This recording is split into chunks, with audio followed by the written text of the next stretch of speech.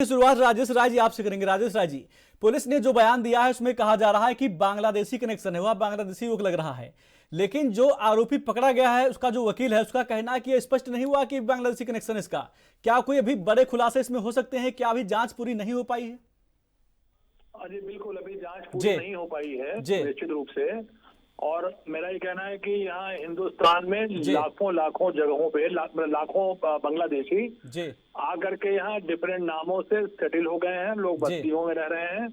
और उनके लिए जो है भी प्रयास चल रहे हैं उनको आइडेंटिफाई करने के, भी आइडेंटिफाई नहीं हो पाया वो। जी यहाँ पे बिल्कुल जिसे कहते हैं मिक्सअप हो गए। उन्होंने अपने यही लोकल कनेक्शन से जैसे भी अपने पेपर्स भी तैयार कर लिए, सब लेकर के जी यहाँ पर रह रहे हैं। उनको आइडेंटिफाई करने की कोशिश की जा रही है, लेकिन चूंकि काफी दिनों से, बीसियों साल से लोग आके यहाँ पर जम गए हैं, तो वो यहाँ के पॉपुलेशन में मिक्स हो गए हैं और यहीं पर कहीं कूड़ा उठाने का काम, कहीं चौकीदारी काम, कहीं ठेला लगाने का काम, इस तरह के काम वो लोग कर रहे हैं।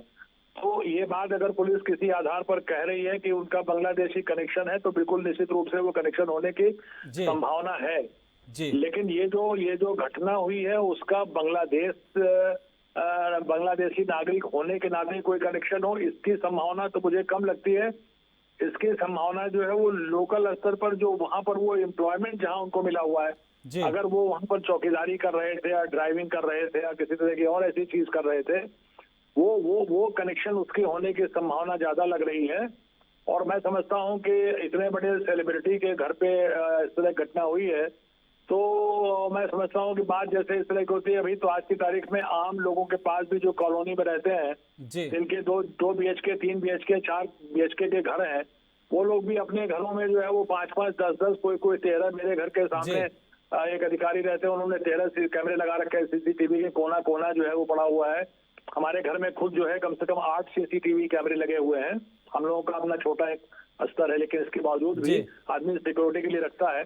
लेकिन वहां उस घर में एक भी CCTV कैमरा न होना, या होना तो उसकी फुटेज न मिलना, और इस घटना के बारे में कोई बहुत अच्छे तरीके से जानकारी न हो पाना, मतलब वो कुल ले दे करके थोड़ा सा जो पूरा का पूरा प्रकरण है वो बड़ा मिस्टीरियस सा है। जी और ये पुलिस ने पकड़ा हुआ है, और इसको पकड़ने के बाद क्या उनके पास एविडेंस है, किस आधार पर वो ये कह रहे हैं कि इसी ने जाकर के किया, क्या उसका इरादा था, नीयत क्या थी, क्यों उसने किया, और अगर किया भी उसने तो वो अगर वहां पर गया तो वो जी ऐसी तैयारी के साथ गया कि ऐसा चाकू लिए हुए था जिसकी नोक टूट के अंदर रह गई।